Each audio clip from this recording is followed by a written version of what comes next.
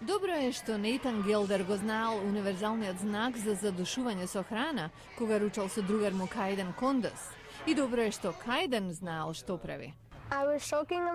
Се задушував и тој на мене изведе Хајмлихов маневар. 8-годишниот Маркис Макколинс така го има спасено неговиот мал брат, кој се задушувал со паричка. Го грабнав и му го притиснав стомакот. Паричката се изместила, Маркис добил медал за брзо мислење. Така наречениот Хајмлихов маневар изгледа вака. Двете раце ги ставате околу жртвата, правите тупаница со едната и со другата правите движења нагоре во абдоменот на жртвата. Ова е добро да се знае, но доктор Гари Смит, педијатар, вели дека многу видови храна се едноставно опасни за деца, како грозје, пуканки, кренвишли, особено последните. Врвот на кренвишла е совршен затворач на душникот.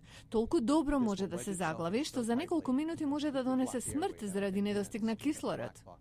Доктор Смит од детската болница во Охајо и други педијатри велат дека мора да има предупредувачки етикети на високоризични видови храна.